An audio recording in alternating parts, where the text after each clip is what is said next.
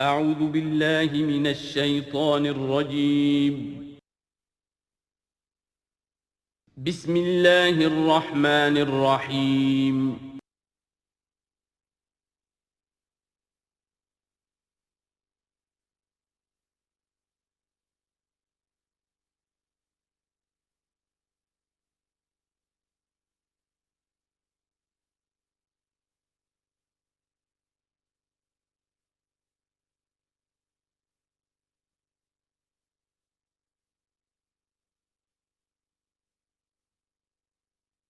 اعوذ باللہ من الشیطان الرجیم بسم اللہ الرحمن الرحیم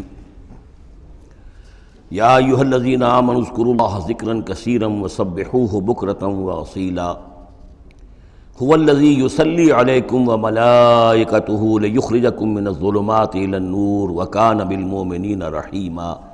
صدق اللہ العظیم۔ اہل ایمان اللہ کا ذکر کیا کرو کثرت کے ساتھ۔ ذکر کثیر سے مراد کیا ہے؟ کہ انسان کسی بھی حال میں ہو اللہ کو یاد رکھے۔ پنجابی میں ایک کہاوت ہے، ہتھ کارول دل یارول۔ کام آپ کر رہے ہیں، کوئی بھی کر رہے ہیں، لیکن یہ کہ آپ کا دل اللہ کے ساتھ لگا ہونا چاہیے۔ اس کا جو بہترین طریقہ ہے وہ یہ ہے کہ تمام جو بھی معمولات زندگی کے ہیں ان کے ساتھ ہی حضور صلی اللہ علیہ وسلم سے مسنون دعائیں ہیں۔ گھر میں داخل ہو رہے ہیں تو دعا مانگیے، باہر نکل رہے ہیں تو دعا مانگیے، بازار میں داخل ہو رہے ہیں تو دعا مانگیے، بازار سے باہر آ رہے ہیں دعا مانگیے، بیت الخلاء میں داخل ہو رہے ہیں دعا ہے۔ لیکن آپ کام بھی کر رہے ہیں ساتھ کے ساتھ، کوئی اضافی وقت آپ کا نہیں لگ رہا ہے، لیکن اس میں یہ ہے کہ آپ کا اللہ کے ساتھ ایک رشتہ قائم رہے۔ باقی یہ کہ قرآن سب سے بڑا ذکر ہے، پھر نماز، یہ تو ہم پڑھ چکے ہیں 21ویں پارے کی پہلی آیت، وَاتْلُ مَا أُوحِيَ إِلَيْكَ مِنَ الْكِتَابِ وَأَقِمِ الصَّلَاةَ إِنَّ الصَّلَاةَ تَنْهَىٰ عَنِ الْفَحْشَاءِ وَالْمُنكَرِ وَلَذِكْرُ اللَّهِ أَكْبَرُ۔ تو اللہ کا ذکر کرو کثرت کے ساتھ، وَسَبِّحُوهُ بُكْرَةً وَأَصِيلًا، اور صبح و شام اس کی تسبیح کرتے رہو۔ هُوَ الَّذِي يُصَلِّي عَلَيْكُمْ وَمَلَائِكَتُهُ، وہ تم پر اپنی رحمتیں بھیجتا رہتا ہے، اپنی عنایتیں اور شفقتیں نازل فرماتا رہتا ہے، نہ صرف وہ خود بلکہ اس کے ملائکہ بھی۔ اب یہ دیکھیے وہی لفظ ہے کہ جو حضور کے بارے میں آیا ہے، ان اللہ وملائکتہ یصلون علی النبی، یقیناً اللہ اور اس کے فرشتے نبی پر رحمتیں بھیجتے ہیں۔ لیکن یہ فرمایا جا رہا کہ ایک عام اہل ایمان کو بھی حصہ ملتا ہے اس میں سے، اللہ کی عنایتیں ہیں، اللہ کی رحمتیں ہیں۔ وہی لفظ استعمال ہو رہا ہے اہل ایمان کے لیے۔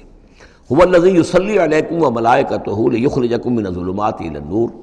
وہ اپنی رحمتیں اور عنایتیں نازل فرماتا رہتا ہے، وہ بھی اور اس کے فرشتے بھی، تاکہ نکالیں تمہیں اندھیروں سے روشنی کی طرف۔ وَكَانَ بِالْمُؤْمِنِينَ رَحِيمًا، اور یقیناً اللہ تعالیٰ کے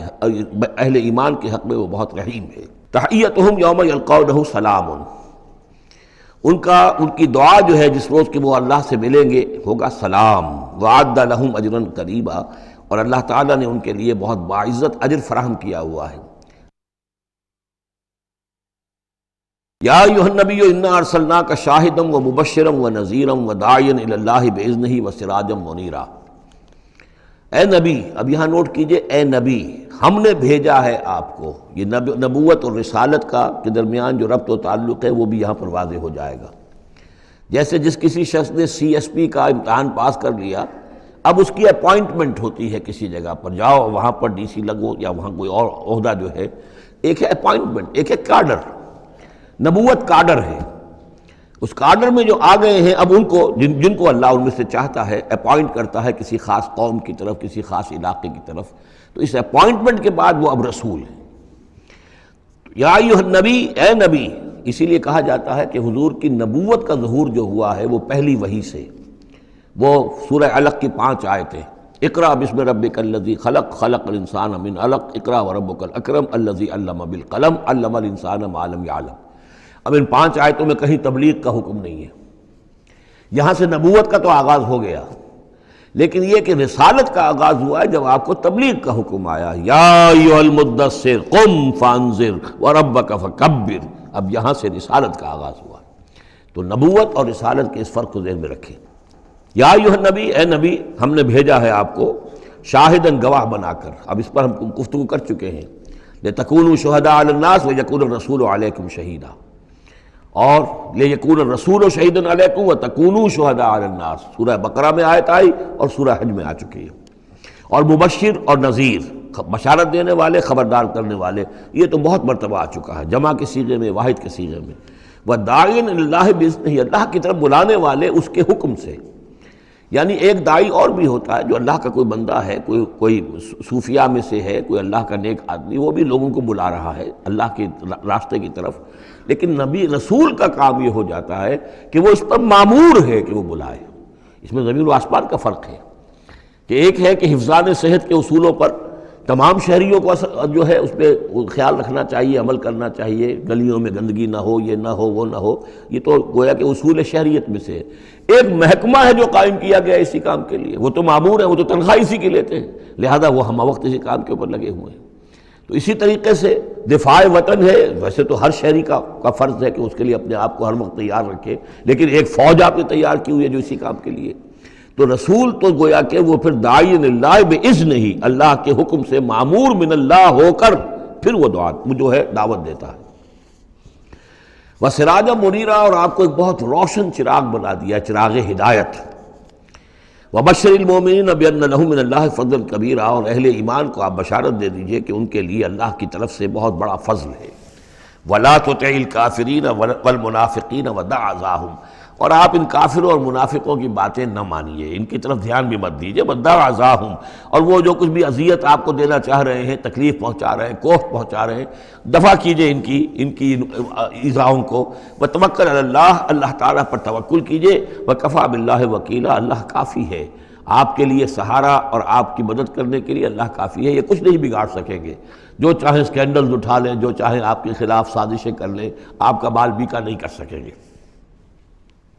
یا ایھا الذین آمنوا اذا نکحتم المؤمنات ثم طلقتموہن من قبل ان تمسوہن، اب ایک حکم یہاں پر طلاق کے ضمن میں بھی آ رہا ہے۔ پہلے آ چکا ہے کہ اگر نکاح ہو چکا ہے کسی سے اور کوئی مہر مقرر نہیں ہوا تھا لیکن پھر بھی طلاق اگر دے دی ہے تو بہرحال اسے کچھ نہ کچھ مہر جو ہے وہ اس کو کچھ نہ کچھ دے دلا کے رخصت کرنا چاہیے، اور اگر ملاقات سے قبل نکاح دی ہے، طلاق دے دی ہے اور مہر مقرر ہو چکا تھا تو آدھا مہر دینا ہوگا۔ اب یہاں مسئلہ آ رہا ہے عدت کا۔ یا ایھا الذین آمنوا، اہل ایمان، اذا نکحتم المؤمنات، جب تم مومن خواتین سے نکاح کرو، ثم طلقتموہن من قبل ان تمسوہن، پھر کوئی سبب ایسا ہو جائے کہ اس سے پہلے کہ تمہاری ان سے ملاقات ہو، تم انہیں چھو، انہیں تم طلاق دے دو، فما لکم علیہن من عدۃ تعتدونہا، تو پھر تمہارا کوئی حق نہیں ہے کہ وہ عورت جو ہے عدت کرے اور اس کو تم عدت پوری کرواؤ اس سے، اس لیے کہ تمہاری ملاقات ہی نہیں ہوئی، کوئی سوال ہی پیدا نہیں ہوتا کہ اس کے رحم میں کوئی بچہ جو ہے اللہ تعالیٰ نے اس کو تخلیق فرما دیا ہو۔ لہذا عدت تو اس لیے ہوتی ہے کہ یہ بات پوری طریقے سے واضح ہو جائے کہ اس معاملے میں سابق شوہر سے کسی کے اس کے بطن میں کوئی کسی کا حمل نہیں ہے۔ وَمَتِّعُوهُنَّ، تو انہیں کچھ دے دلا کر رخصت کرو، وَسَرِّحُوهُنَّ سَرَاحًا جَمِيلًا، اور اپنے ہاں سے رخصت کرنا ہو تو بڑی خوبصورتی کے ساتھ رخصت کرو۔ یا ایھا النبی انا احللنا لک ازواجک اللاتی آتیت اجورہن، اے نبی ہم نے آپ کے لیے حلال ٹھہرایا ہے آپ کی ان تمام ازواج مطہرات کو جنہیں آپ نے باقاعدہ مہر دیا ہے۔ وما ملکت یمینک، اسی طرح جو آپ کی ملک یمین ہے، بانیاں ہیں، لونیاں ہیں، مما افاء اللہ علیک، جو اللہ تعالیٰ نے آپ کو فے کے طور پر دے دی ہوں۔ جیسے آپ کو معلوم ہے کہ یہ ماریہ قبطیہ جو آئی تھی رضی اللہ تعالیٰ عنہ، یہ بھی جو مقوقس تھا مصر کا اس وقت کا حکمران، اس نے ہدیے کے طور پر بھیجی تھی۔ وہ بنات امنے کا، وہ بنات اماتے کا، اسی طرح آپ کے لیے نکاح کرنا جائز ہے اپنی چچا کی بیٹیوں سے اور اپنی پھپھیوں کی بیٹیوں سے، وہ بنات خالے کا، اور اپنے ماموں کی بیٹیوں سے، وہ بنات خالات کا، اپنے خالاؤں کی بیٹیوں سے، اللاتی ہاجرن معک، جنہوں نے آپ کے ساتھ ہجرت کی ہے۔ وامرأۃ مومنۃ، اسی طرح ایک مومن عورت وہ بھی آپ کے لیے حلال ہے کہ آپ اس سے نکاح کریں، ان وہبت نفسہا للنبی، اگر وہ ہبہ کر دیتی ہے اپنا نفس نبی کو، یعنی وہ مہر بھی نہیں مانگتی، وہ کہتی ہے کہ میں اپنے آپ کو ہبہ کر رہی ہوں۔ ان اراد النبی ان یستنکحہا، اگر نبی کا ارادہ ہو کہ وہ ان سے نکاح کرے،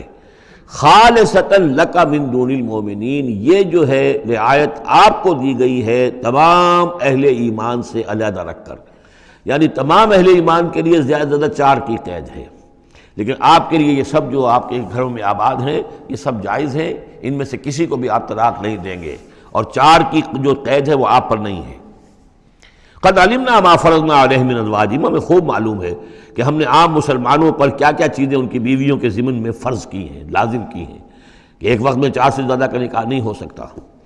وما ملکت ایمانہم، اسی طریقے سے جو ان کی لونیاں اور مانیاں ہیں ان کے بارے میں بھی ہم نے کیا کیا قواعد و ضوابط کا انہیں پابند کیا ہے، لکہ لا یکون علیک حرج، تاکہ آپ پر کوئی تنگی نہ ہو، وکان اللہ غفور الرحیم، اللہ غفور الرحیم ہے۔ اصل میں حضور کا جو تعدد ازدواج کا معاملہ اس میں کئی مصلحتیں تھیں۔ ایک مصلحت تو یہ بھی تھی،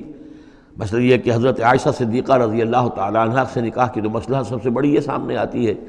کہ ان کا وہ بیوہ ہو گئی ہیں جبکہ ابھی جوان تھی، وہ 18 برس کی عمر تھی جبکہ بیوہ ہو گئی ہیں،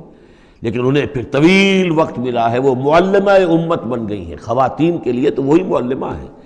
جو بھی زن و شو کے تعلقات ہوتے ہیں اس میں خواتین آ کر مسئلہ پوچھتی تھی تو ام المومنین صدیقہ رضی اللہ تعالیٰ انہیں بتاتی تھی۔ تو طویل امت، اس لیے کہ امت کے لیے تعلیم کا کوئی اور نظام تو نہیں تھا۔ اسی طرح عرب کا جو معاشرہ تھا قبائلی معاشرہ تھا، اس میں یہ ہوتا تھا کہ کوئی بڑی شخصیت جو ہے اس کے دوسرے جو قبائل ہیں ان کے سرداروں وغیرہ سے کوئی رشتہ داری اگر ہو جائے تو اس سے بھی ایک تقویت حاصل ہوتی تھی اس نظام کو۔ تو یہ مختلف اسباب سے حضور کے لیے خاص طور پر یہ رعایت جو ہے کی گئی ہے کہ جو عام مسلمانوں کے لیے نہیں ہے۔ وَكَانَ اللَّهُ غَفُورًا رَحِيمًا، یقینا اللہ غفور الرحیم ہے۔ ترجی من تشاء منہن وتؤوی الیہ من تشاء، اور پھر یہ بھی کہ آپ کر سکتے ہیں کہ ان میں سے جس کو چاہیں ذرا اپنے سے دور کر دیں اور جس کو چاہیں اپنے قریب لے آئیں۔ یعنی وہ مساوات بھی حضور پر لازم نہیں تھی، اگرچہ حضور نے کی ہے لیکن وہ مساوات حضور پر لازم نہیں تھی، اس لیے کہ آپ کو یہ اجازت دی گئی تھی کہ اگر اپنی ازواج مطہرات میں سے کسی کو ذرا فاصلے پر کر دیں، ذرا اس سے اپنا وقت وغیرہ دینا کم کر دیں تو کوئی حرج نہیں تھا، آپ پر کوئی اس کی ملامت نہیں تھی اللہ کی طرف سے۔ کسی کو زیادہ آپ اپنے پاس رکھیں یا زیادہ اس کے پاس ٹھہرے تو اس میں بھی کوئی پابندی آپ پر نہیں تھی۔ صاف اجازت دی گئی ہے، ترجی من تشاء، جو دور ذرا کر دے اپنے سے جس کو چاہے، وتؤوی الیک من تشاء، اور جس کو چاہے اپنے پاس قریب کر لو، ومن ابتغیت ممن عزلت، اور جسے آپ نے کہیں ذرا سا اپنے سے پرے کر دیا ہو اگر انہیں دوبارہ قریب اپنے لانا چاہو فلا جناح علیک، تو اس میں بھی آپ پر کوئی حرج نہیں ہے۔ ذالک ادنیٰ ان تقر اعینہن، یہ زیادہ قریب تر ہے اس سے کہ ان کی آنکھیں بھی ٹھنڈی رہیں، ولا یحزن، اور وہ رنجیدہ نہ ہوں، یعنی ایسا نہ ہو کہ کسی اپنی زوجہ محترمہ سے آپ ذرا زیادہ دیر کے لیے جو ہے وہ دور رہیں، ایسا بھی نہیں ہونا چاہیے، ان کی بھی آنکھوں کی ٹھنڈک رہنی چاہیے۔ وَيَرْضَيْنَ بِمَا آتَيْتَهُنَّ كُلَّهُنَّ، اور تاکہ وہ سب کی سب راضی رہیں ان چیزوں سے جو آپ انہیں دیتے ہیں۔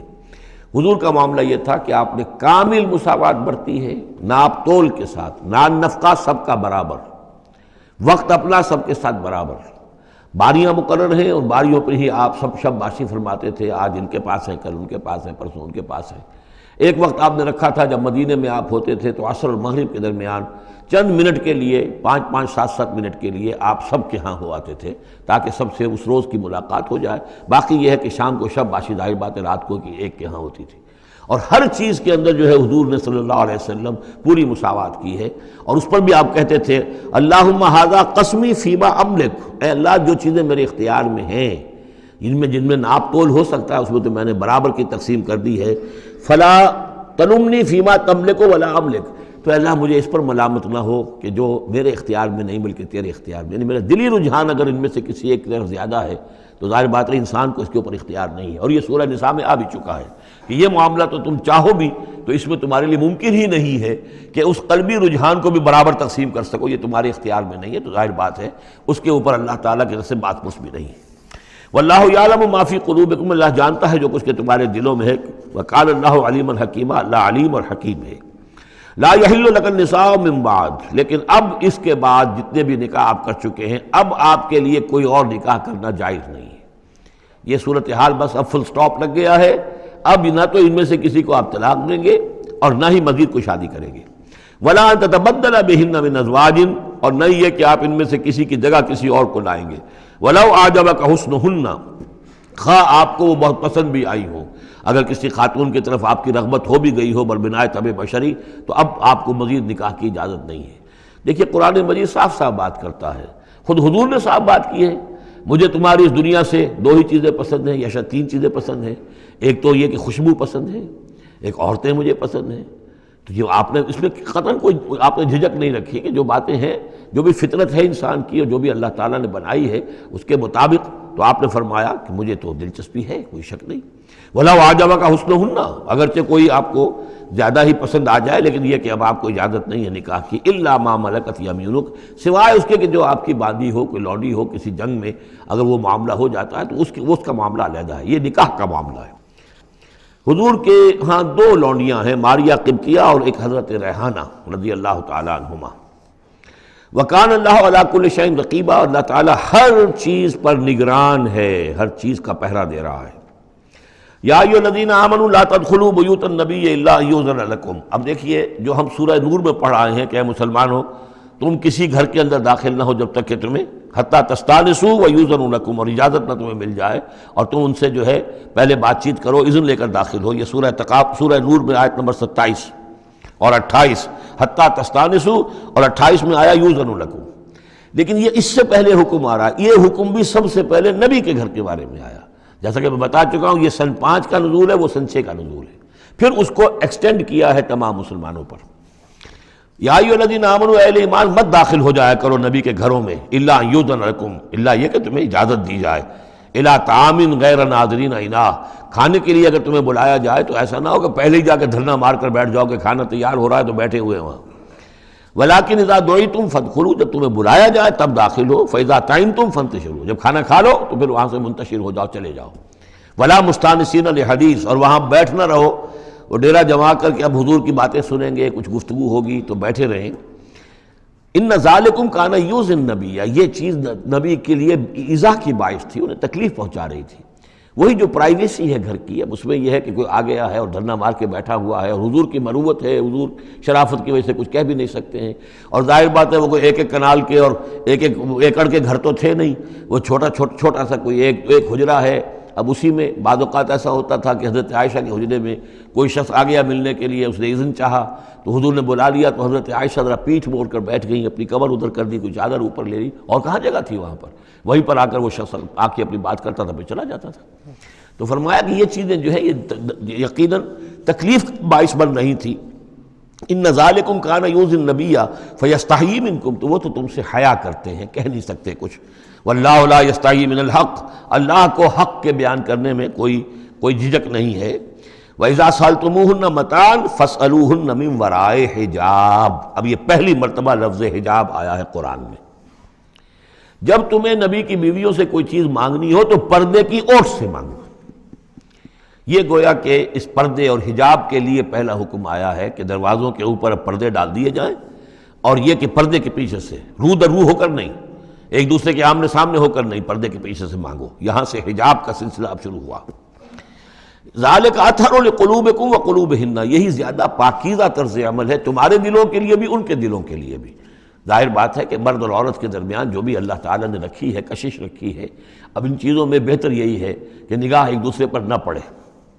وما کان لکم ان تؤذوا رسول اللہ، اور تمہارے لیے یہ بالکل جائز نہیں ہے کہ تم اللہ کے رسول کو ایذا پہنچاؤ۔ اصل میں اس مسئلے میں ایک بات اور بھی سمجھ لیجئے، حضور کے ساتھ معاملہ خاص بھی تھا۔ ایک تو یہ کہ یہ تمام اصلاحات ہیں جو تمام مسلمان معاشرے کے لیے ہیں، لیکن یہ کہ اس کے لیے چیریٹی بگنز ایٹ ہوم، پہلا کام جو شروع کیا گیا ہے وہ محمد رسول اللہ کے گھر سے۔ لیکن ایک دوسرا مسئلہ بھی ہے کہ جو منافق تھے اور ان میں سے جو شریر تھے، وہ طاق میں رہتے تھے کہ کوئی سکینڈل اٹھائیں حضور صلی اللہ علیہ وسلم کے گھر کے بارے میں۔ ما کان لکم ان تؤذوا رسول اللہ، تمہیں یہ تمہاری روا نہیں ہے کہ اللہ کے رسول کو تم ایذا پہنچاؤ۔ ولا ان تنکحوا ازواجہ من بعدہ ابدا، یہاں وہ روک لگا دی، اور نہ یہ جائز ہے تمہارے لیے کہ تم اس کی بیویوں سے ان کے بعد نکاح کرو کبھی بھی۔ یہ بین، چونکہ ویسے بھی وہ ازواجہ امہاتہم، اس کی جو بیویاں ہیں حضور کی، وہ تو تمہاری اہل ایمان کی مائیں ہیں، وہ ایک درجہ وہ بھی آ گیا۔ اب خاص صراحت کے ساتھ بھی کہہ دیا ولا ان تنکحوا ازواجہ من بعدہ ابدا، حضور کی ازواج کے لیے چونکہ اس کا کوئی امکان نہیں تھا، اسی لیے حضور کسی کو طلاق نہیں دے سکتے تھے۔ طلاق دیں تو ظاہر بات ہے وہ کسی اور سے تو نکاح کر نہیں سکتی۔ یہی وجہ ہے کہ تعدد ازدواج کا معاملہ حضور کے لیے زیادہ ایکسٹینڈ کر دیا گیا۔ ان ذالکم کان عند اللہ عظیما، اور یہ چیز اللہ کے نزدیک بہت بڑی ہے۔ تو اس سے یہ کہ اگر کسی کے لیے کسی کے دل میں، کسی خبیث کے دل میں کوئی خیال ایسا آ بھی رہا ہو تو اب یہاں یہ کہ اس کی روک لگ گئی کہ یہ بات جو ہے، یہ دروازہ یہ ہمیشہ کے لیے بند ہے۔ ان تبدو شیئا اور تخفوہ فإن اللہ کان بکل شیء علیما، خواہ تم کسی چیز کو ظاہر کرو اور خواہ تم چھپاؤ، اللہ تعالیٰ تو ہر چیز کا علم رکھتا ہے۔ لا جناح علیکم علیہن فی آبائہن، اب یہ وہ حکم آ رہا ہے جو تفصیل سے آیا ہے بڑی، وہ تو اب ہم پڑھ چکے سورہ نساء میں، وہ بعد میں آیا ہے، یہ ذرا مختصر آ رہا ہے کہ گھر میں داخلے سے جن کو روک دیا گیا ہے کہ وہ گھر سے باہر کھڑے ہو کر مانگنے جو کچھ مانگنا ہے، گھر میں داخل نہیں ہو سکتے، اب اس میں استثناء کون کون ہے، کون گھر میں جا سکتا ہے، اندر جا سکتا ہے، زنانے میں کون جا سکتا ہے؟ لا جناح علیہن، کوئی حرج نہیں ہے نبی کی بیویوں پر، فی آبائہن، ان کے باپوں کے بارے میں۔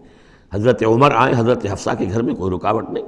حضرت ابو بکر آئیں حضرت عائشہ کے گھر میں کوئی رکاوٹ نہیں، ولا ابنائہن، نہ ان کے بیٹوں کے بارے میں، ولا اخوانہن، نہ ان کے بھائیوں کے بارے میں، ولا ابناء اخوانہن، نہ ان کے بھائیوں کے بیٹے یعنی بھتیجوں کا، ولا ابناء اخواتہن، اور نہ ان کی بہنوں کے بیٹے یعنی بھانجوں کا، ولا نسائہن، اور نہ ہی ان کی اپنی جان پہچان والی عورتوں کا، ولا ما ملکت ایمانکم، اور جو غلام یا جو لونیاں ہیں، اور اکثر و بیشتر اہل سنت کے نزدیک یہاں صرف لونیاں مراد ہیں،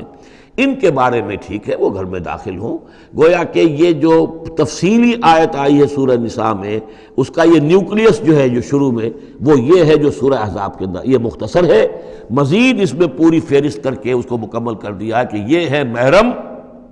اور جو محرم ہے وہ محرمات ابدیہ ہیں، ان سے کبھی بھی کسی بھی حالت میں نکاح ہو ہی نہیں سکتا اس عورت کا۔ باقی یہ ہے جتنے بھی مرد ہیں وہ نامحرم ہیں، وہ باہر رہیں گے، کوئی چیز مانگنی ہے پردے کے اوٹ سے مانگیں گے، یہ ان کا معاملہ رہے گا، اور گھر میں داخل ہوں گے اگر تو عورت پردہ کرے گی، جیسے کہ حضرت عائشہ کا میں نے آپ کو طریقہ بتایا، یا اگر کہیں دو کمرے ہیں تو عورت کسی اور کمرے میں جائے گی اور وہ جو ہے وہ کسی اور کمرے میں آئیں گے۔ یہ طریقہ ہے اسلامی معاشرت کا، مسلمانوں کی طرز رہائش کا۔ واتقین اللہ، اور اے نبی کی بیویوں ڈرتی رہو اللہ سے، ان اللہ کان علی کل شیء شہیدا، یقیناً اللہ تعالیٰ ہر چیز پر گواہ ہے۔ ان اللہ وملائکتہ یصلون علی النبی، اب یہ خاص طور پر لفظ وہی ہے، یصلی علیکم وملائکتہ، یہاں صرف ترتیب بدل گئی ہے۔ یقیناً اللہ اور اس کے فرشتے رحمت اور شفقت اور عنایت نازل کرتے رہتے ہیں نبی پر صلی اللہ علیہ وسلم۔ یا ایھا الذین آمنوا صلوا علیہ وسلموا تسلیما، اے ایمان کے دعوے دارو، اے ایمان لانے والو، تم بھی ان پر رحمت بھیجتے رہا کرو، اور تم بھی اللہ تعالیٰ سے دعا کرتے رہا کرو کہ اللہ ان کے اوپر اور درود بھیجے اور رحمت بھیجے۔ وسلموا تسلیما، اور انہیں سلام کیا کرو، ان کو سلام بھیجا کرو۔ ان الذین یؤذون اللہ ورسولہ، یقیناً وہ لوگ کہ جو ایذا پہنچاتے ہیں اللہ کو اور اس کے رسول کو، لعنہم اللہ فی الدنیا، اب یہ منافقین کا تذکرہ ہو رہا ہے اس سورہ مبارکہ میں، جیسا کہ مدنی صورتوں میں اکثر و بیشتر ہے۔ ان الذین یؤذون اللہ ورسولہ، بے شک وہ لوگ کہ جو ایذا پہنچاتے ہیں اللہ اور اس کے رسول کو، لعنہم اللہ فی الدنیا والآخرہ، تو لعنت اللہ نے ان پر لعنت کر دی ہے دنیا اور آخرت دونوں میں، وعد لہم عذابا مہینا، اور ان کے لیے ایک بڑا اہانت آمیز عذاب تیار کر رکھا ہے۔ والذین یؤذون المؤمنین والمؤمنات بغیر ما اکتسبوا، اور وہ لوگ کہ جو ایذا پہنچاتے ہیں مسلمان مردوں کو اور مسلمان عورتوں کو بغیر اس کے کہ انہوں نے کوئی گناہ کا ارتکاب کیا ہو، یعنی الزام لگاتے ہیں، سکینڈلز ہیں، خام خواہ کی تہمتیں ہیں اور قذف ہو رہا ہے، فقد احتملوا بہتانا و اسما مبینا، تو انہوں نے تو اپنے اوپر جھوٹ کا اور بہت بڑے گناہ کا بوجھ لے لیا ہے۔ ابھی یہاں پر قذف کی سزا نہیں آئی، قذف کا حکم جو ہے اس کی حد وہ پھر سورہ نور میں آ چکی ہے، وہ ہم پڑھ چکے ہیں۔ 80 درے لگائے جائیں، 80 کوڑے، اگر کوئی شخص کسی مسلمان خاتون کے اوپر زنا کا الزام لگائے اور پھر 4 گواہ پیش نہ کر سکے، 80 کوڑے لگیں گے۔ یا ایھا النبی قل لازواجک وبناتک ونساء، اب یہ پردے کا اگلا حکم آ رہا ہے۔ ایک تو یہ کہ گھر میں رہو، گھر پہ پردہ ہونا چاہیے، نامحرم پردے کی اوٹ سے بات کرے، جو بھی ضروری بات ہے وہ پردے کی اوٹ سے کرے، روح کر نہ کرے۔ لیکن اب مسئلہ آتا ہے کہ عورت گھر سے باہر نکلے تو کیا ہو؟ آخر ظاہر بات ہے اگرچہ اصولی اعتبار سے عورت کا مقام اس کا گھر ہے، لیکن پھر بھی ضرورت ہو سکتی ہے وہ باہر جائے ضرورت کے تحت، تو اس میں کیا حکم ہے؟ یا ایھا النبی قل لازواجک وبناتک ونساء المؤمنین، اب یہاں پر دیکھیے ایکسٹینڈ کر رہے ہیں ترتیباً، اے نبی کہہ دیجئے اپنی بیویوں سے اور اپنی بیٹیوں سے اور اہل ایمان کی خواتین سے۔ یہ گویا کہ اب اصلاح کا دائرہ جو ہے نبی کے گھر سے نکل کر اب باہر آ رہا ہے تمام اہل ایمان کے لیے۔ کیا کہہ دیجئے؟ یدنین علیہن من جلابیبہن، وہ اپنے اوپر لٹکا لیا کرے اپنی بڑی چادروں کا ایک حصہ۔ دیکھیے جیسا کہ میں نے اس وقت بھی عرض کیا تھا سورہ جب ہم نور پڑھ رہے تھے کہ عرب میں لباس کا یہ اور خواتین کی لباس کا یہ دو جز تھے، ایک اوڑھنی ہوتی تھی جو گھر میں اوڑھتی تھی، وہ جیسے اب بھی ہمارے اوڑھنے کا تصور ہے، اس کو کہتے ہیں خمار، اور خمرہن لفظ آیا ان کی جمع جو ہے خمرہن، وَلْيَضْرِبْنَ بِخُمُرِهِنَّ عَلَىٰ جُيُوبِهِنَّ، وہ اپنی ان اوڑھنیوں کا بکل مار لیا کریں اپنے سینوں پر، یہ گھر کے اندر ہوگا۔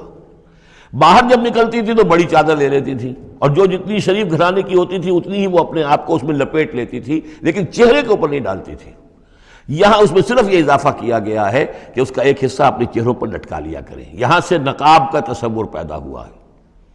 جو ہمارے ہاں بعض جگہ پر جو ہے خاص طور پہ فرنٹیئر کے علاقے میں اب بھی ہے، وہ چادر لیتی ہیں خواتین، لیکن چادر کا جو حصہ ہے وہ ان کے چہرے کے آگے آیا ہوا ہوتا ہے، یا یہ کہ کسی طریقے سے بس صرف ایک آنکھ کھول کر،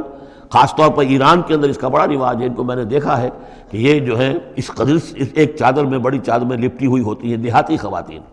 شہروں کے اندر تو نقشہ ذرا کچھ مختلف ہے، اب وہاں پہ چونکہ یہ بات تقریباً انہوں نے طے کر دیا کہ چہرے کا پردہ نہیں ہے، حالانکہ یہ غلط ہے، قرآن میں چہرے کا پردہ ہے۔ اس حوالے سے وہ جو کہا گیا کہ پردے کی اور سے ان سے بات کی جائے یا مانگا جائے، تو آخری اس کا مطلب یہ کہ چہرہ ہی تو ہے نا جس کو روکا جا رہا ہے، باقی گھر میں جو ازواج مطہرات بغیر لباس کے تو نہیں تھی معاذ اللہ، لیکن یہ کہ چہرے ہی کے پردے کے لیے کہا ہے کہ فَصَلُوهُنَّ مِن وَرَاءِ الْحِجَابِ، اور حجاب کا لفظ چل رہا ہے اسی کے لیے۔ لیکن یہ کہ اب یہ حکم دیا گیا کہ آپ ایک چادر کو، جو چادر لے کے آپ نکلتی ہی ہیں باہر، جو بھی شریف خواتین ہیں، وہ چادر کو ذرا اپنے چہروں کے اوپر لٹکا لیا کریں۔ یہ جلباب کہلاتا تھا، بڑی چادر جو لے کر نکلتے تھے۔ تو ایک ہے خمار، اوڑھنی، جس کی جمع ہے خمرہن، خمر، ایک ہے جلباب، بڑی چادر، جس کی جمع ہے جلابیب، جلابیبہن، وہ اپنی بڑی چادروں کا ایک حصہ اپنے سامنے لٹکا لیا کرے چہرے کے۔ ذالک ادنی ان یعرفن، یہ بہتر ہے اور نزدیک تر ہے اس سے کہ ان کو پہچان لیا جائے کہ یہ شریف گھرانے کی خواتین ہیں، کیونکہ وہاں لونڈیاں باندیاں جو ہوتی تھیں ان کے ہاں وہ رواج نہیں تھا، ابھی یہ جو گھر کی خاندانی خواتین ہیں ان کے ساتھ یہ بات شروع کی جا رہی ہے۔ فلا یؤذین، تو انہیں کوئی ایذا نہ پہنچائی جائے۔ وکان اللہ غفور الرحیم، اور یقینا اللہ غفور الرحیم ہے۔ لئن لم ينتهِ المنافقون، اگر یہ منافق باز نہ آئے، والذین فی قلوبہم مرض، اور وہ جن کے دلوں میں روگ ہے، والمرجفون فی المدینہ، اور وہ لوگ کہ جو سنسنی پیدا کرتے ہیں مدینہ کے اندر، ایسی خبریں اسکینڈلائز کر کے اور سنسنی پیدا کرتے ہیں کہ یہ بات ہو گئی، فلاں نے یہ کہہ دیا، فلاں نے یہ تہمت لگا دی، لنغرینک، اگر یہ باز نہ آئے تو اے نبی پھر ہم آپ کو اکسا دیں گے، آپ کو اجازت دے دیں گے کہ آپ ان کے خلاف کوئی اقدام کریں۔ لنغرینک بہم، ہم ان کے اوپر حملہ کرنے کی اور ان کو سزا دینے کے لیے آپ کو کھلی چھوٹ دے دیں گے۔ ثم لا یجاورونک فیہا الا قلیلا، پھر یہ شہر مدینہ کے اندر آپ کے پڑوسی بن کر نہیں رہ سکیں گے مگر یہ تھوڑا سا وقت جو یہ گزار رہے ہیں۔ ملعونین، ان پر پھٹکار ہے۔ اینما ثقفوا اخذوا وقتلوا تقتیلا، جہاں بھی یہ پائے جائیں، پکڑے جائیں اور قتل کیے جائیں، ٹکڑے کر دیے جائیں۔ لیکن یہ وہ حکم جو ہے یہ ایک اللہ تعالیٰ کی بیزاری اور شدت ناراضگی کا مظہر ہے، لیکن منافقین کے اعتبار سے کبھی اس طرح کا کوئی اقدام حضور کی سیرت میں ثابت نہیں ہے۔ سنت اللہ فی الذین خلوا من قبل، یہ اللہ کی سنت ہے، اللہ کا طریقہ ہے، اللہ کا قانون ہے، یہ ان قوموں کے بارے میں، امتوں کے بارے میں بھی جو پہلے گزر چکی ہیں۔ ولن تجد لسنت اللہ تبدیلا، تم نہیں پاؤ گے اللہ کی سنت میں کوئی تبدیلی۔ یسألک الناس عن الساعہ، اے نبی لوگ آپ سے قیامت کے بارے میں پوچھتے ہیں۔ قل انما علمها عند اللہ، کہہ دیجئے اس کا علم تو اللہ کے پاس ہے۔ وما یدریک لعل الساعة تکون قریبا، اور تمہیں کیا معلوم ہو سکتا ہے کہ قیامت قریب آ چکی ہو۔ ان اللہ لعن الکافرین وعد لهم سعیرا، اللہ نے کافروں پر لعنت فرمائی ہے اور ان کے لیے دہکتی ہوئی آگ تیار کر رکھی ہے۔ خالدین فیہا ابدا، اس میں رہیں گے ہمیشہ ہمیش۔ لا یجدون ولیا ولا نصیرا، نہیں پائیں گے کوئی حمایتی اور نہ مددگار۔ یوم تقلب وجوہہم فی النار، جس دن کے وہ اوندھے کر دیے جائیں گے آگ میں۔ یقولون یا لیتنا اطعنا اللہ واطعنا الرسول، اس وقت کہیں گے کہ ہائے کاش کہ ہم نے اطاعت کی ہوتی اللہ کی اور اطاعت کی ہوتی اس کے رسول کی۔ وقالوا ربنا انا اطعنا سادتنا وکبراءنا فاضلونا السبیل، وہ کہیں گے اے اللہ ہم نے تو اپنے سرداروں اور اپنے جو بڑے چودھری تھے ان کی اطاعت ہم نے کی، ان کا کہنا مانا، ان کے کہے پر چلے، پس انہوں نے ہمیں صحیح راستے سے بھٹکا دیا۔ ربنا آتہم ضعفین من العذاب، اے اللہ ان کو دگنا عذاب دے، والعنہم لعنا کبیرا، اور ان پر لعنت فرما بہت ہی بڑی لعنت۔ یا ایھا الذین آمنوا لا تکونوا کالذین آذوا موسیٰ وبرأہ اللہ مما قالوا، اہل ایمان ان لوگوں کے مانند نہ ہو جاؤ کہ جنہوں نے موسیٰ کو اذیت دی تھی۔ دیکھیں موسیٰ کو ایک اذیت تو وہ تھی جو ہم سورہ مائدہ میں پڑھائے ہیں کہ جب موسیٰ نے کہا علیہ الصلاۃ والسلام کہ اب اللہ کی راہ میں جنگ کرو، اور پوری قوم نے انکار کر دیا۔ ظاہر بات ہے کہ جو آپ پر بیزاری طاری ہوئی، جس پر آپ نے کہا کہ رب انی لا املک الا نفسی واخی فافرق بیننا وبین القوم الفاسقین، تو اس سے اندازہ ہو رہا ہے کس قدر آپ کو تکلیف پہنچی ہے۔ ایک بات روایات میں آتا ہے کہ آپ پر کچھ جسمانی عیب بھی لگایا گیا تھا، وہ اپنی حیا اور شرم کی وجہ سے وہ اپنا لباس جو ہے وہ خاص طور پر اکثر و بیشتر کبھی بھی آپ عریان نہیں ہوتے تھے، جو ان کے ہاں جو رواج تھا ان میں یہ ہے کہ اتنا لحاظ نہیں رکھتے تھے، لیکن یہ کہ اب انہوں نے یہ کہنا شروع کر دیا کہ کوئی عیب ہے ان کے اندر جسمانی طور پر جس کی وجہ سے یہ اتنے شرم اور حیا کا مظاہرہ کرتے ہیں۔ بہرحال اللہ تعالیٰ نے اس کے لیے ایک سبیل پیدا کی، ایک لمبا قصہ ہے کہ جو احادیث میں موجود ہے۔ تو فرمایا تو اب یہ ہے ذاتی قسم کی ایذا، اور میں سمجھتا ہوں کہ وہ حدیث جو اندر جو واقع ہے وہ صحیح ہے، اس لیے کہ یہاں بھی ذاتی قسم کی ایذا ہے جس کا تذکرہ ہو رہا ہے کہ حضور کو حضور کے ازواج مطہرات کے حوالے سے کوئی اس طرح کا سکینڈل اٹھا کر جو ہے تو وہ تو تکلیف، جیسے کہ سورہ نور میں ہم پڑھ آئے ہیں کہ کس قدر دن آپ پر سخت گزرے ہیں وہ جبکہ حضور حضرت عائشہ پر جو ہے وہ تہمت لگائی گئی تھی۔ تو یا ایھا الذین آمنوا لا تکونوا کالذین آذوا موسیٰ، ان لوگوں کے مانند نہ بن جاؤ کہ جنہوں نے موسیٰ کو اذیت دی تھی، فبرأہ اللہ مما قالوا، تو اللہ تعالیٰ نے انہیں بری ثابت کیا، ان کی ثابت کر دیا کہ ان میں وہ عیب نہیں ہے جو انہوں نے ان پر لگایا تھا۔ وکان عند اللہ وجیہا، اور وہ تو اللہ کے نزدیک بہت وجیح انسان تھے، صاحب حیثیت، صاحب وجاہت۔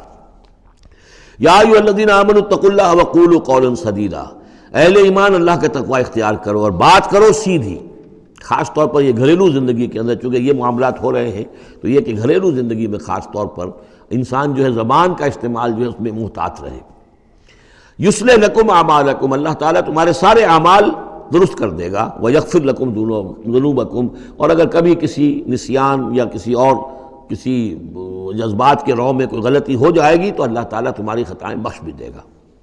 وَمَن يُطِعِ اللَّهَ وَرَسُولَهُ فَقَدْ فَازَ فَوْزًا عَظِيمًا، اور جو کوئی بھی اللہ اور اس کے رسول کی اطاعت پر کاربند ہو گیا اس نے تو بہت بڑی کامیابی حاصل کر لی۔ یہ دو آیتیں جو ہیں، یا ایھا الذین آمنوا اتقوا اللہ وقولوا قولا سدیدا یصلح لکم اعمالکم ویغفر لکم ذنوبکم ومن یطع اللہ ورسولہ فقد فاز فوزا عظیما، یہ بھی حضور نے خطبہ نکاح میں شامل کی تھی، جیسے سورہ نساء کی پہلی آیت، یا ایھا الناس اتقوا ربکم الذی خلقکم من نفس واحدۃ وخلق منها زوجها وبث منہما رجالا کثیرا ونساء واتقوا اللہ الذی تساءلون به والارحام ان اللہ کان علیکم رقیبا، ایک وہ آیت، دو یہ، اور ایک آیت سورہ آل عمران کی، یا ایھا الذین آمنوا اتقوا اللہ حق تقاتہ ولا تموتن الا وانتم مسلمون۔ انا عرضنا الامانۃ علی السماوات والارض والجبال، ہم نے امانت کو پیش کیا آسمانوں پر اور زمین پر اور پہاڑوں پر، فابین ان یحملنها، تو ان سب نے انکار کر دیا اس کو اٹھانے سے، واشفقن منها، اور اس سے ڈر گئے، وحملها الانسان، انسان نے اسے اٹھا لیا، انہ کان ظلوما جہولا، یقیناً وہ نادان بھی تھا اور ظالم بھی تھا، یعنی اپنے آپ پر ظلم کیا اتنی بڑی امانت سنبھال کر۔ اب یہ امانت کون سی ہے، اس پر بہت سے اقوال ہیں تفسیری، اب ظاہر بات ہے کہ یہاں ان میں سے کون سا کہ کیا دلیل ہے، کسی کے حق میں کیا دلیل ہے، میں جس کو رد کر رہا ہوں کیوں کر رہا ہوں اس کا موقع نہیں ہے، لیکن میرے نزدیک اور مجھے اس پر جزم ہے، پوری طریقے سے وثوق ہے، اس امانت سے مراد ہے روح، یہ عالم امر کی شے ہے، اور لا کر عالم خلق، یہ ہمارا وجود حیوانی جو ہے یہ عالم خلق کی شے ہے، عالم امر کی شے کو بطور امانت عالم خلق کے اس وجود کے اندر امانت کے طور پر رکھا گیا ہے، یہ اللہ کی امانت ہے، وَنَفَخْتُ فِيهِ مِن رُوحِي، اپنی روح میں سے پھونک دوں تمہارے اندر، تو یہ ہے امانت، بہت عظیم امانت ہے۔ عالم امر میں آپ کو بتا چکا ہوں صرف فرشتے اور ارواح انسانیہ، یہ عالم امر کی چیز ہے، انہی کی جو کمیونیکیشن ہے وہی اس کو بھی امر کہا گیا ہے، عالم امر کی شے ہے۔ باقی جتنے بھی ہیں یہ جنات ہوں یا جو بھی حیوانات ہیں، ہمارا بھی جو جسد حیوانی ہے وہ جو ہے عالم خلق کی شے ہے،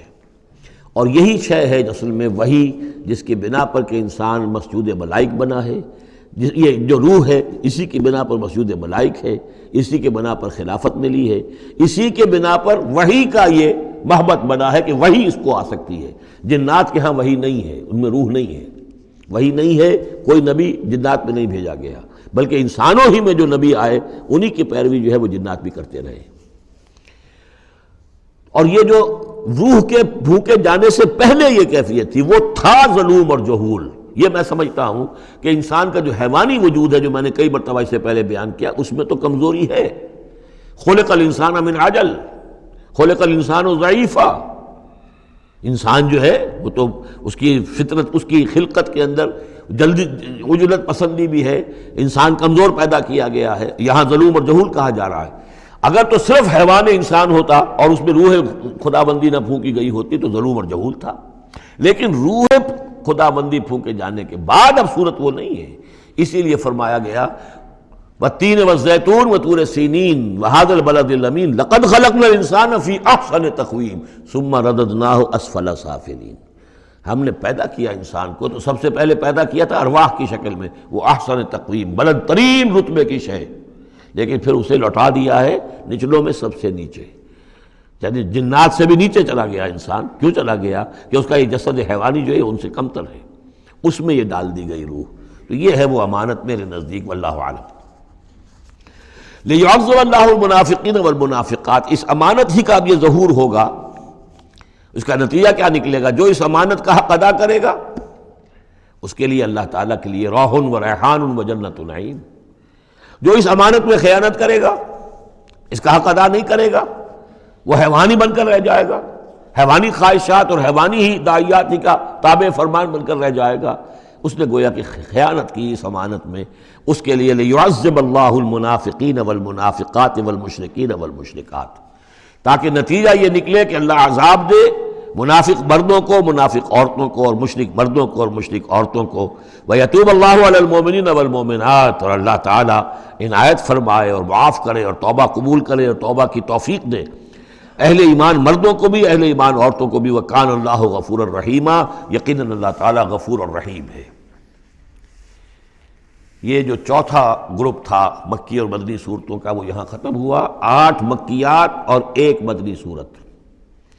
اب 5واں گروپ شروع ہو رہا ہے، اس میں 13 ہیں مکی صورتیں اور پھر 3 آئیں گی مدنی صورتیں۔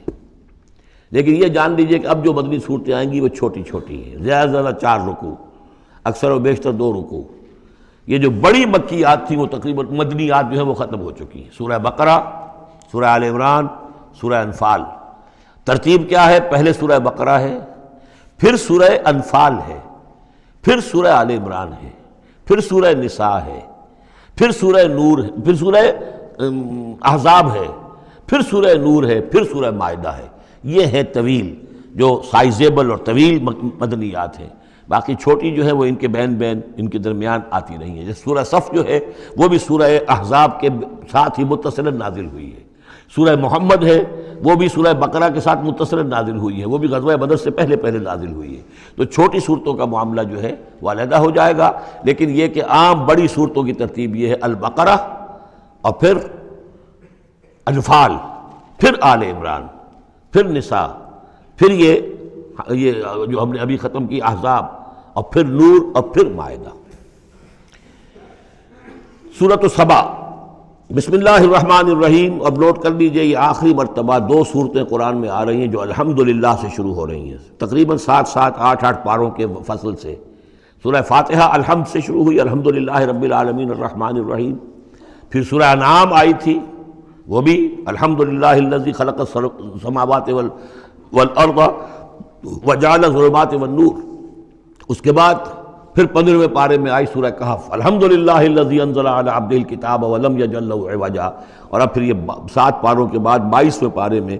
سورہ سبا بھی ہے، اس سے آگے سورہ فاطر بھی ہے، یہ جوڑے کی شکل میں ہے، اور یہ دونوں الحمدللہ سے شروع ہو رہی ہیں۔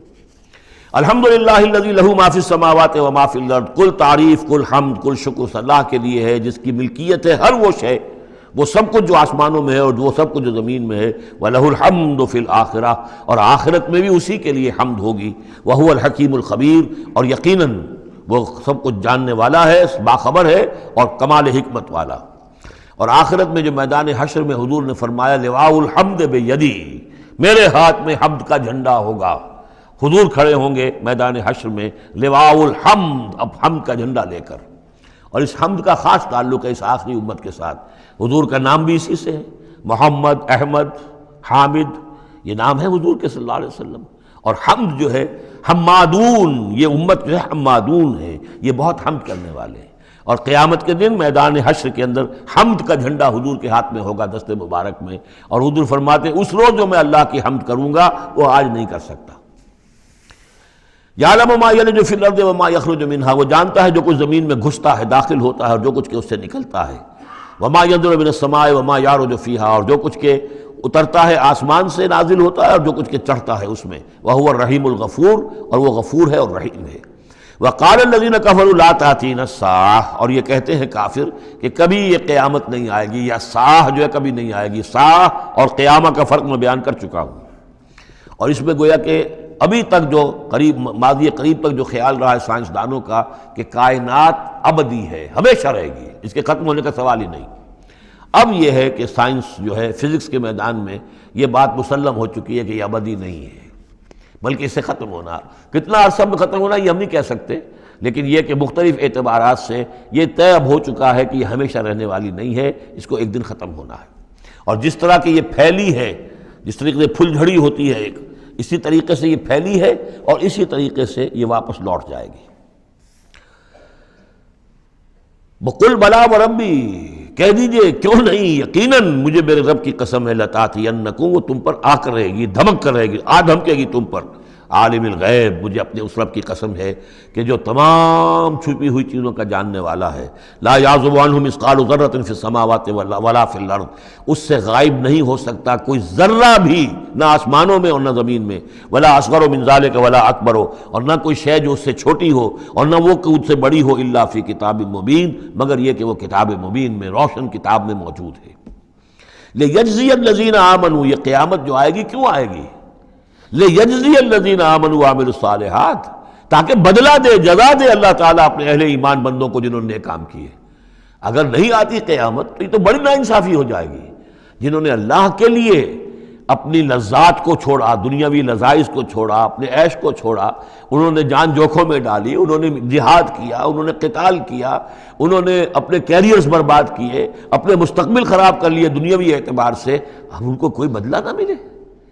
کہیں ان کا اعزاز و اکرام نہ ہو، کہیں ان کو جو ہے خلعتیں نہ ملے، تو یہ تو بڑا ظلم ہو جائے گا۔ لیجزی الذین آمنوا وعملوا الصالحات اولئک لہم مغفرۃ ورزق کریم، یقیناً ان کے لیے مغفرت بھی ہے اور بہت ہی باعزت روزی بھی ہے۔ والذین سعوا فی آیاتنا معاجزین، اور وہ لوگ کہ جو ہماری آیات کو جھٹلانے میں جو ہے کوشاں ہیں، ہرانے میں، شکست دینے کے اندر، اولئک لہم عذاب من رجز علیم، ان کے لیے تو پھر عذاب ہوگا بہت دردناک۔ وَيَرَى الَّذِينَ أُوتُوا الْعِلْمَ الَّذِي أُنزِلَ إِلَيْكَ مِن رَّبِّكَ هُوَ الْحَقُّ، تاکہ دیکھ لیں وہ لوگ کہ جن کو علم دیا گیا ہے کہ یہ جو چیز نازل کی گئی ہے محمد آپ کی طرف، یہ حق ہے آپ کے رب کی طرف سے۔ وَيَهْدِي إِلَىٰ صِرَاطِ الْعَزِيزِ الْحَمِيدِ، اور یہ ہدایت دیتی ہے عزیز اور حمید ہستی یعنی اللہ تعالیٰ کے راستے کی طرف۔ وَقَالَ الَّذِينَ كَفَرُوا، اور جو کافر کہتے ہیں هَلْ نَدُلُّكُمْ عَلَىٰ رَجُلٍ، کیا ذرا ہم بتائیں آپ کو ایک شخص ایسا بھی ہمارے ہاں پیدا ہو گیا ہے، یہ اس طریقے سے استہزائی انداز میں کہتے تھے کہ هل ندلکم علی رجل، ایک ایسے شخص کی طرف رہنمائی کریں تمہاری، ینبئکم، جو تمہیں یہ خبر دے رہا ہے، اذا مزقتم کل ممزق، جب کہ تم بالکل ریزہ ریزہ ہو جاؤ گے، مرنے کے بعد مٹی ہو کر مٹی میں مل جاؤ گے، انکم لفی خلق جدید، پھر تمہیں ایک مرتبہ اور بنا دیا جائے گا، پیدا کر دیا جائے گا۔ افترا علی اللہ کذبا، اس آیت کو نوٹ کر لیجئے اس لیے کہ سورت کے آخر میں پھر اس کا حوالہ آئے گا کہ وہ اس شش و پنج میں تھے۔ معاملہ کیا ہے؟ کیا یہ محمد نے جھوٹ گھڑ لیا ہے؟ اب اس کے بھی شواہد نہیں ملتے تھے ان کے سامنے کہ ان کی سیرت و کردار، آخر 40 برس جو ہمارے مابین انہوں نے گزارے ہیں، الصادق الامین، ہم نے خود خطاب دیا ان کو۔ تو افترا علی اللہ کذبا، کیا انہوں نے اب اتنی بڑی جسارت کی ہے کہ کوئی چیز گھڑ کر جھوٹ موٹ اللہ کی طرف جو ہے وہ منسوب کر دی ہے؟ ام بہی جنہ، یا یہ کہ ان پر کوئی جنون ہو گیا ہے، وہ دماغی توازن کھو بیٹھے ہیں، یا کوئی آسیب کا سایہ آ گیا، یعنی ظاہر بات ہے کہ آسیب کا سایہ ہو گیا ہے، اور کوئی اگر ان کو جنون کا عارضہ ہو گیا تو پھر تو یہ پھر ملامت نہیں ہے، پھر تو آدمی کہہ دیتا ہے جو بھی چاہے کہہ دے، اس نے جان بوجھ کر تو جھوٹ نہیں بولا، دیوانہ آدمی جو ہے وہ جان بوجھ کر جھوٹ نہیں بول رہا ہوتا، جو منہ میں آیا کہہ رہا ہے، تو ہو سکتا ہے تو یہ ان کے درمیان گویا کہ ایک انہیں اس میں ابھی شش و پنج ہے۔ یہ جیسا کہ میں نے آپ چرچ کیا نا، یہ صورتیں وہ ہیں کہ جو درمیانی 4 سالوں کی ہیں، آخر میں آ کر جو بھی وہ پوری طرح پولرائزیشن ہو گئی تھی وہ تو ہم پڑھ چکے ہیں 14 جمع 2 16 صورتیں تقریباً، ان میں سے ایک نکال دیجیے سورہ ہجر، تو 15 صورتیں وہ ہیں کہ جو آخری 4 سال جو ہیں آپ کے قیام مکہ کے اس دور کے ہیں، اور یہ جو 2 گروپ ہیں درمیانی مکی صورتوں کے، یہ ہیں درمیانی 4 سال۔ ان میں سے بھی سورہ شعراء کو نکال دیجئے کہ وہ ابتدائی دور کی صورت ہے، باقی یہ تقریباً سب کی سب وہ صورتیں۔ تو اب ان کے اندر بھی خود بھی ایسے لوگ تھے کہ جو شش و پنج میں تھے کہ ہوا کیا، ماجرا کیا ہے، کیا واقعی محمد نے اتنے سچے صادق الامین انسان نے جھوٹ گھڑ لیا؟ یہ بات بھی کوئی سمجھ میں نہیں آتی، اور کیا ان کو اوپر کوئی دیوانہ پن طاری ہو گیا ہے، کوئی جنون کا عرصہ ہو گیا، یہ اس کے بھی شواہد نظر نہیں آ رہے۔ بل الذین لا یؤمنون بالآخرۃ فی العذاب، بلکہ یہ وہ لوگ کہ جو آخرت پر یقین نہیں رکھتے وہ عذاب میں آئے ہوئے ہیں، ان کی جان اس ضیق میں پھنس گئی ہے، والضلال ہے، اور وہ اس میں یعنی گمراہی کے اندر پڑ گئے ہیں بڑی دور کی، اور ان کی سمجھ میں جو بات آ نہیں رہی ہے، اگر آخرت کا انہیں یقین ہوتا تو یہ بات ان کو سمجھ میں آ جاتی۔ افلم یروا الی ما بین ایدیہم وما خلفہم، تو کیا انہوں نے دیکھا نہیں جو کچھ ان کے سامنے ہے اور جو کچھ ان کے پیچھے ہے، من السماء والارض، آسمانوں اور زمین میں سے۔ سامنے کیا ہے؟ آپ کائنات کو دیکھتے ہیں، یہ سب آپ کے سامنے ہے۔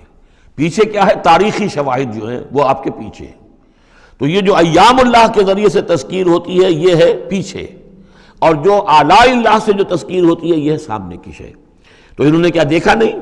ان نشاء نخسف بہم الارض، اگر ہم چاہیں تو ان کو زمین میں دھسا دیں، اور نسقط علیہم کسفا من السماء، اور اگر ہم چاہیں تو ان پر آسمان کا کوئی ٹکڑا گرا دیں۔ ان فی ذلک لآیۃ لکل عبد منیب، یقیناً اس میں نشانی ہے ہر اس شخص کے لیے، ہر اس بندے کے لیے جو اللہ کی طرف رجوع کرے۔ وَلَقَدْ آتَيْنَا دَاوُودَ مِنَّا فَضْلًا، اور ہم نے داؤد کو، حضرت داؤد حضرت سلیمان دونوں کا ذکر آیا تھا اس سے پہلے سورہ نمل میں، لیکن وہاں حضرت داؤد کا ذکر بہت ہی مختصر پہلی آیت میں تھا، باقی سارا معاملہ پھر حضرت سلیمان کا تھا۔ لیکن یہاں اب ذرا حضرت داؤد علیہ السلام کی شخصیت کو زیادہ اور ان کا ایک واقعہ بیان کیا جا رہا ہے۔ وَلَقَدْ آتَيْنَا دَاوُودَ مِنَّا فَضْلًا، اور ہم نے داؤد کو اپنی طرف سے اپنے خاص خزانہ فضل سے بڑا فضل عطا کیا تھا۔ یا جبال اوبی معہ والطیر، اور ہم نے حکم دے دیا تھا پہاڑوں کو بھی اور پرندوں کو بھی کہ ان کے ساتھ آواز میں آواز ملا کر حمد کے ترانوں میں ان کے ساتھ شامل ہو جائیں۔ یہ تعویب کہتے ہیں ترجیح، لوٹانا۔ جیسے کہ کسی وقت کوئی گانا ہو رہا ہے تو گانے میں کوئی ایک بول ہوتا ہے جو بار بار آتا ہے، اور یہ کہ اس کو پھر بہت سے لوگ مل کر گاتے ہیں، کوئی ایک گانے والا ہے یا گانے والی ہے، عام گانا مین تو اس کا ہے، لیکن کوئی درمیان میں ایسی چیز آتی ہے کہ جس کو وہ سب کے سب مل کر آواز میں پھر اس کو دہراتے ہیں، یہ ہے تعویب۔ تو اللہ تعالیٰ نے حکم دے دیا تھا یا جبال ہو، اے پہاڑ، اور اوبی معہ، اس کے ساتھ تم اپنی آواز ملاؤ اور اس کے ساتھ اس ترانہ حمد میں شریک ہو جاؤ، والطیر، اور اے پرندو تم بھی، وَعَلَنَّا لَهُ الْحَدِيدَ، اور ہم نے اس کے لیے نرم کر دیا لوہے کو، ان اعمل سابغات، کہ اے داؤد ہم نے تمہیں یہ کام سکھا دیا ہے، لوہا اب تمہارے لیے آسان کر دیا، نرم کر دیا ہے، اب اس سے بناؤ زرہیں کشادہ، وقدر فی السرد، اور جو زرہ بنانے میں اب جوڑ بنانے پڑتے ہیں تو اس کے لیے یہ ہے کہ اس میں جوڑ کڑیاں ملاؤ بڑی حساب کے ساتھ، وقدر فی السرد وَعَمَلُوا صَالِحًا، اور نیک عمل کیا کرو، انی بما تعملون بصیر، یقیناً ہم جو کچھ تم کر رہے ہو اسے دیکھ رہے ہیں۔ وَلِسُلَيْمَانَ الرِّيحُ غُدُوُّهَا شَهْرٌ وَرَوَاحُهَا شَهْرٌ، اور ہم نے ریحا، وَلِسُلَيْمَانَ الرِّيحَ، اور ہم نے حکم دے دیا تھا ہوا کو اور مسخر کر دیا تھا سلیمان کے لیے کہ صبح کو وہ چلتی تھی تو 1 مہینے کی مسافت تک حضرت سلیمان کو لے جاتی تھی، یعنی عام حالات میں جو ان کا اس زمانے کے جو بھی ٹرانسپورٹ کے اور جو بھی مینز آف کمیونیکیشن تھے، تو 1 مہینے میں جو مسافت طے ہو سکتی تھی وہ تیز ہوا جو حضرت سلیمان کے حکم سے چلتی تھی، تو صبح کے وقت وہ صرف ایک صبح میں وہ اتنی دور تک سفر کرا دیتی تھی، وَرَوَاحُهَا شَهْرٌ، اور اسی طریقے سے شام کی منزل بھی 1 مہینے کی مسافت۔ وَأَصَلْنَا لَهُ عَيْنَ الْقِطْرِ، اور ہم نے اس کے لیے جاری کر دیا تھا ایک چشمہ پگھلے ہوئے تانبے کا، وَمِنَ الْجِنِّ، اور جنات میں سے ہم نے ان کے تابع کر دیے تھے، مسخر کر دیے تھے، مَن يَعْمَلُ بَيْنَ يَدَيْهِ، جو ان کے سامنے مشقت کرتے تھے، مزدوری کرتے تھے، ان سے کام لیتے تھے حضرت سلیمان بِإِذْنِ رَبِّهِ، اپنے رب کے اذن سے۔ وَمَن يَزِغْ مِنْهُمْ عَنْ أَمْرِنَا، اور جو کوئی بھی ان میں سے ہمارے حکم سے کوئی سرتابی کرتا تھا، ٹیڑھا ہوتا تھا، نُذِقْهُ مِنْ عَذَابِ السَّعِيرِ، ہم اس کو عذاب چکھاتے تھے، بہت جلا دینے والا عذاب۔ یعملون لہ، اور یہ شیاطین، یہ جن جو کیا کرتے تھے ان کے لیے، یعملون لہ ما یشاء، ہر عمل کرتے تھے اور وہ چیزیں بناتے تھے جو وہ چاہتے تھے، من محاریب، بڑی بڑی عمارتیں بناتے تھے،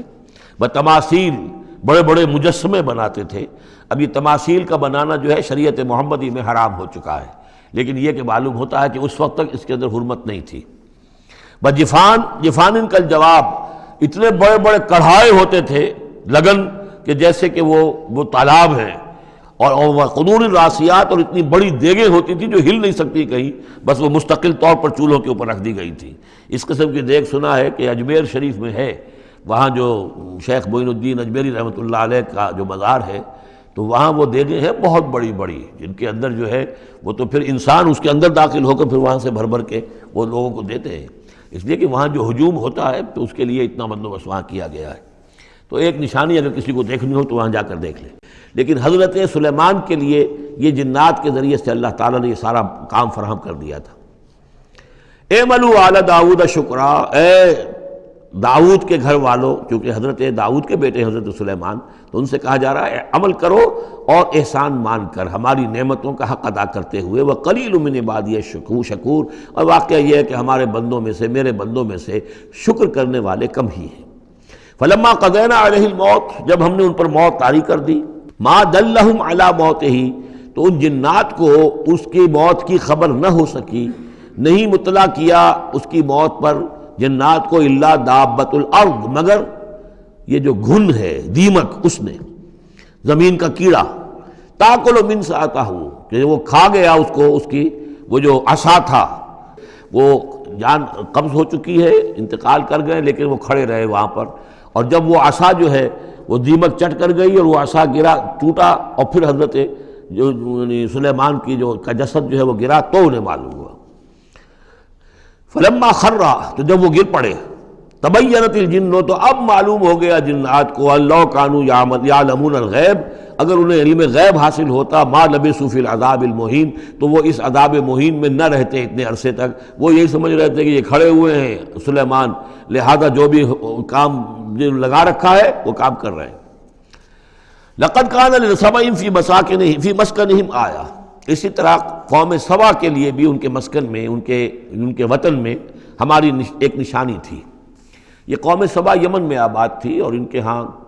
یوں سمجھیے کہ 2 سلسلے باغات کے چلے گئے تھے سینکڑوں میل تک،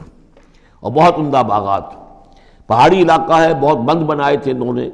اور یہ کہ یہ تقریباً 800 قبل مسیح کے زمانے میں یہ بند بنائے گئے ہوں، حضرت مسیح سے 800 برس قبل، اور ایک بہت بڑا بند تھا سد معارم۔ لیکن یہ کہ پھر اس قوم کے اندر ناشکری پیدا ہوئی، پھر جو بھی ہوتا ہے زوال اخلاقی اور دینی مذہبی جو آیا، اس کے نتیجے میں اللہ تعالیٰ نے اسی بند کا جو ہے ان کے اوپر سیلاب، جیسے خدا نہ خواستہ آج بھی کوئی بڑا ڈیم جو ہے اگر ٹوٹ جائے تو کیا ہوگا، کیا قیامت آئے گی،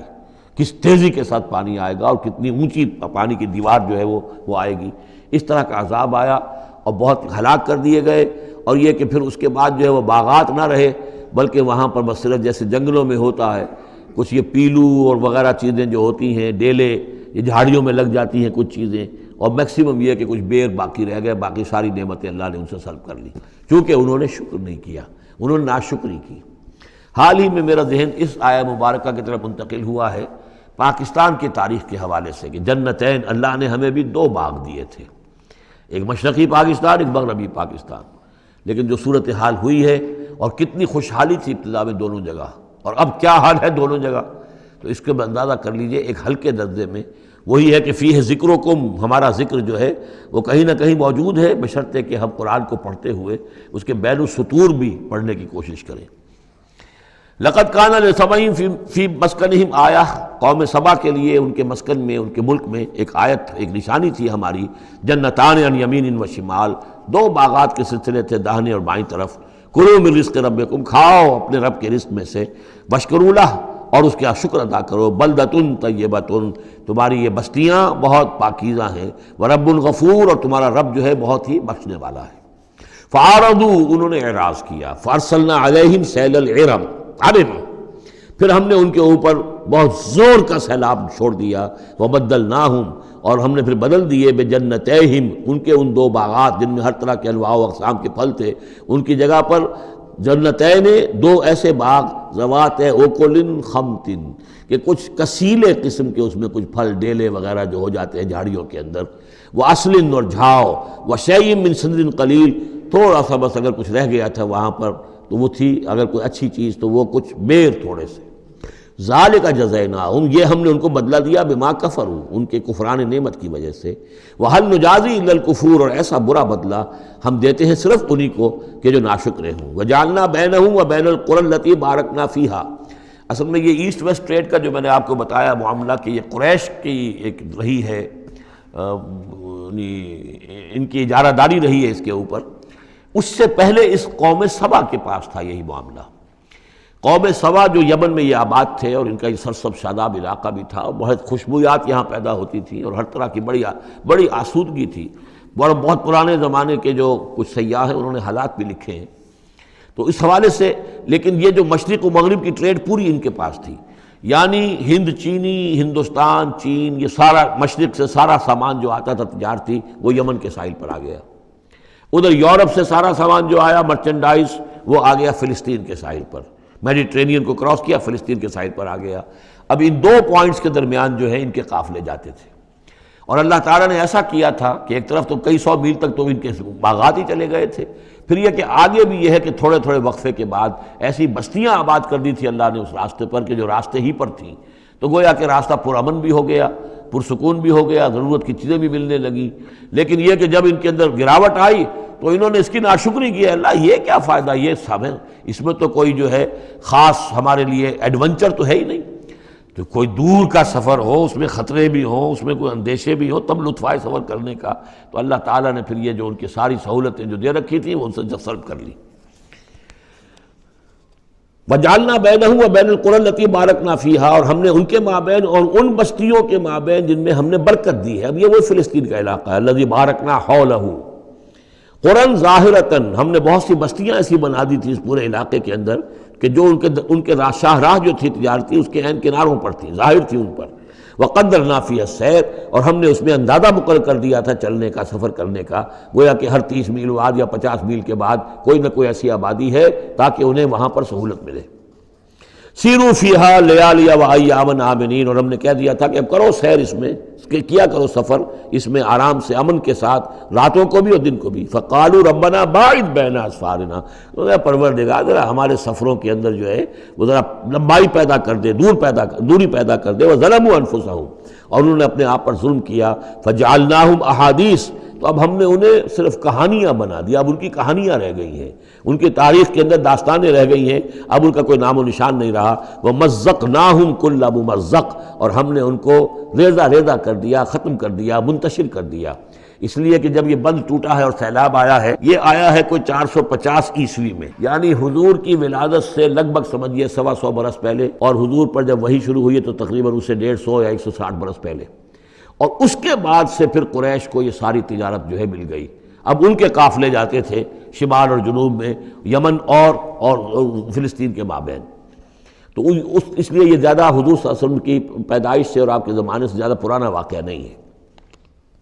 وَمَزَّقْنَاهُمْ، اس کے بعد یہاں سے یہ لوگ چلے گئے. خود اوس اور خزرج کے قبیلے جو ہیں یہ بھی یمن ہی سے آ کر آباد ہوئے ہیں اس مدینہ منورہ میں، اور جو عراق وغیرہ کے قبائل ہیں وہ بھی یہاں سے نکل کر جا کر عرب قبائل آباد ہوئے. یمن بہت بڑا مرکز رہا تہذیب کا، تمدن کا، عرب تہذیب و تمدن کا بہت بڑا گہوارہ. ان فی ذلک لآیات لکل صبار شکور، یقیناً اس میں نشانیاں ہیں ان لوگوں کے لیے جو صبر کرنے والے اور شکر کرنے والے ہیں. وَلَقَدْ صَدَّقَ عَلَيْهِمْ إِبْلِيسُ ظَنَّهُ، اور یقیناً ابلیس نے ان کے بارے میں اپنے اس گمان کو سچا کر دکھایا. فَاتَّبَعُوهُ إِلَّا فَرِيقًا مِّنَ الْمُؤْمِنِينَ، تو ان سب نے ہی پیروی کی اس ابلیس کی سوائے تھوڑا سا ایک جماعت اہل ایمان کی. وَمَا كَانَ لَهُ عَلَيْهِمْ مِّن سُلْطَانٍ، لیکن اس ابلیس کو ان پر کوئی اختیار حاصل نہیں تھا. الا لنعلم من یؤمن بالآخرۃ، یہ تو ہم نے جو اس کو مہلت دے رکھی ہے کہ وہ ورغلائے، دھوکہ دے، سبز باغ دکھائے، وہ بھی اس لیے تاکہ ہم دیکھ لیں، واضح ہو جائے کون ہے کہ جو آخرت پر یقین رکھتا ہے. ممن ہوا منہا فی شک، ان سے علیحدہ کر لیں ہم ان کو کہ جو آخرت کے بارے میں شک میں مبتلا ہے. وَرَبُّكَ عَلَىٰ كُلِّ شَيْءٍ حَفِيظٌ، اور یقیناً آپ کا پروردگار جو ہے وہ ہر چیز پر نگران اور نگہبان ہے. بارک اللہ لی ولکم فی القرآن العظیم ونفعنی وإیاکم بالآیات والذکر الحکیم.